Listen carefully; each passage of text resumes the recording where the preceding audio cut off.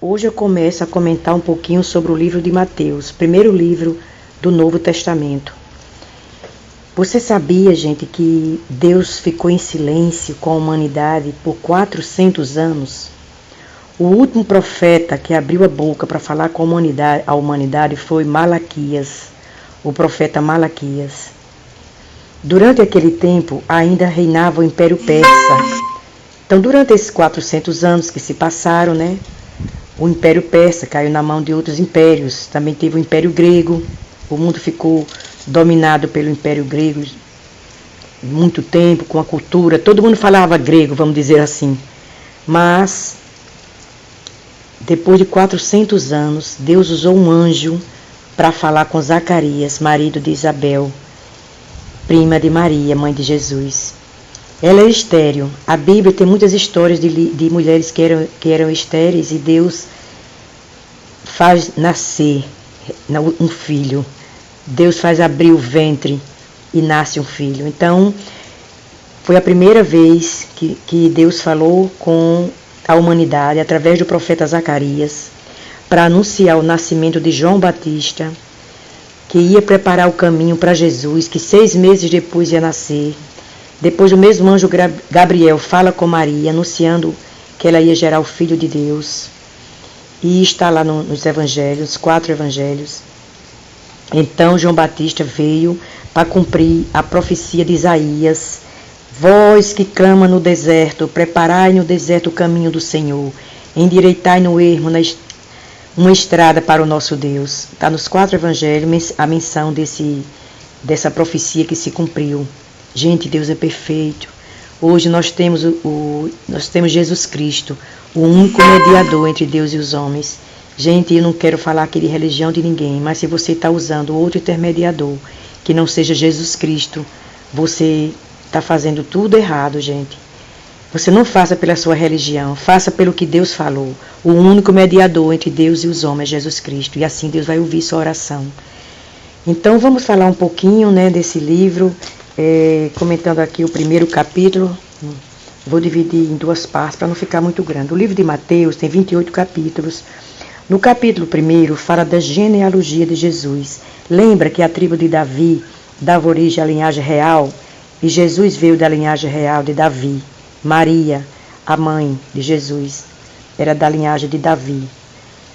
Então fala aqui do nascimento de Jesus, quando o anjo anunciou a Maria.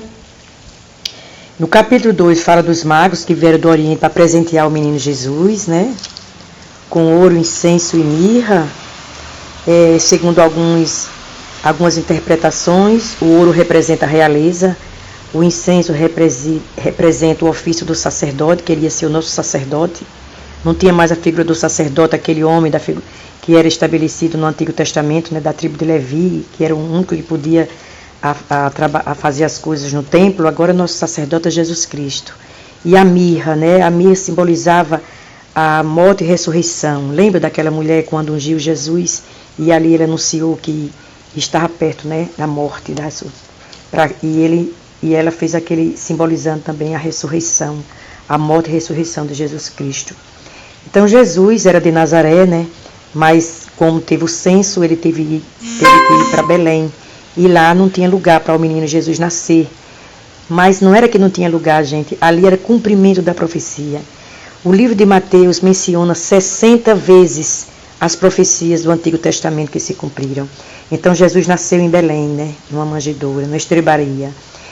Então depois que nasceu, Jesus teve que fugir às pressas para o Egito. Mais uma vez um anjo aparece a José à noite às pressas, porque Herodes, sabendo que dos magos, do que veio do Oriente, e ameaçando tomar o trono dele, ele tinha pavor, que ninguém podia reinar no lugar dele, achando que seria o rei dos judeus que ia ocupar o lugar dele. Então ele pediu para matar todas as criancinhas. Se lembra da história de Moisés, que também pediram, mas Moisés foi escondido e criado no palácio? Quando Deus tem um plano, gente, ninguém pode impedir. Então ele fugiu para o Egito. Mas passado o tempo, aí aqui no capítulo 2, versículo 19, diz assim: morto, porém, Herodes, eis que o anjo do Senhor apareceu num sonho a José no Egito, dizendo: levanta-te e toma o menino e sua mãe e vai para a terra de Israel, porque o livro de Mateus, continuando, ele foi escrito para os judeus, para provar que Jesus é o Messias dos judeus. No Novo Testamento tem 60 citações proféticas. Cumprimento que o Jesus histórico é o Messias de Deus. Então vamos um pouquinho aqui para a Bíblia. No capítulo 3, João Batista, né? E naqueles dias apareceu João Batista pregando no deserto da Judeia e dizendo: arrependei-vos, porque é chegado o reino dos céus.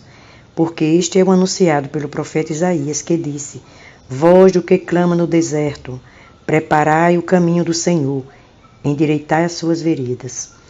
Mais adiante, no versículo 13, fala do batismo de Jesus, porque Jesus tinha sido apresentado ao templo, que era uma ordenança, né, para o povo de Deus.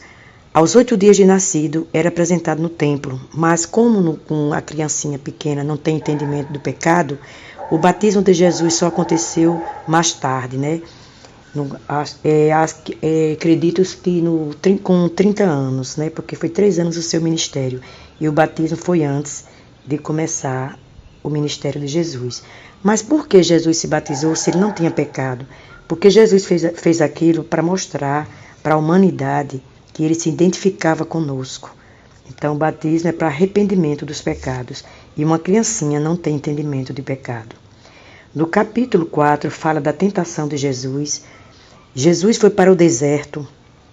Lá no deserto ele venceu a tentação, né, permitida pelo Espírito de Deus, para provar para nós que lá no paraíso, quando o Satanás tentou Eva e ela caiu, ela e Adão no pecado e foram destituídos da glória de Deus, eles perderam, eles fracassaram no paraíso. Mas Jesus venceu no deserto, venceu Satanás. Aqui abre um precedente para que tenhamos muito cuidado, porque Satanás usou a própria palavra de Deus para que Jesus caísse em tentação. Mas claro que Jesus não ia cair. Tudo isso é para mostrar para a humanidade. Então, gente, nós somos tentados. Imagine o inimigo de nossas almas. Não é o seu amigo, seu parente, não são as pessoas. Ele fica ao nosso derredor, gente, querendo roubar a semente plantada no nosso coração. Então temos que ter muito cuidado, que pode usar até a palavra de Deus para nos enganar. No capítulo 5, Jesus na Galileia, né, aqui voltando um pouquinho ainda, no capítulo 12, no versículo 12, Jesus começou seu ministério na Galileia, chamando os primeiros discípulos, onde ele passava e ia chamando, e aquelas pessoas tão humildes, gente e também tinha mais tarde, né, Mateus, né, que escreve esse livro, né, que era chamado também Levi, que ele era um cobrador de impostos, um publicano, pecador. Então ali, gente, tinha um analfabeto, que era Pedro, tinha um publicano, um homem que trabalhava lá para o governo de Roma, e tinha pessoas simples como nós. Para Deus, ali, através de Jesus, está mostrando que nós podemos ser transformados pelo milagre da transformação do Espírito Santo, né? Então ali eram pessoas comuns e que Jesus chamou cada um. E o mais inteligente, possivelmente Judas, foi o que traiu Jesus. Então a gente não deve confiar na nossa própria inteligência, confiar só na sabedoria de Deus. De 5 a 7 fala o Sermão da Montanha. Isso aqui, gente, mais tarde eu quero falar. Tem naquele site que eu gosto muito, depois eu vou falar só sobre essa parte, né, que são os discursos de Jesus, as lições de conduta e moral, ditando os princípios, né, que normatizam e orientam a vida cristã. E Jesus começa com essa frase: bem-aventurados, quer dizer felizes. De 8 a 9 está lá registrado todos os milagres, né, de Jesus, sobre a enfermidade, sobre o poder de Deus sobre os demônios, sobre a natureza. Tem aquela passagem no capítulo 8, 27, que quando ele repreendeu o vento e o mar se aquietou, e os discípulos disseram: que homem é este que até os ventos e o mar lhe obedecem? E poder sobre a morte, né, gente? Porque Jesus ressuscitou Lázaro, Jesus ressuscitou aquela menininha, né, que ele disse: apenas dorme, né, a filha de Jairo. Então aqui fala do poder, das maravilhas, dos milagres de Jesus. E se a gente crê, gente, a gente verá os milagres de Deus, mas é preciso crer. Parar por aqui para não ficar muito longo. Dividir depois eu continuo.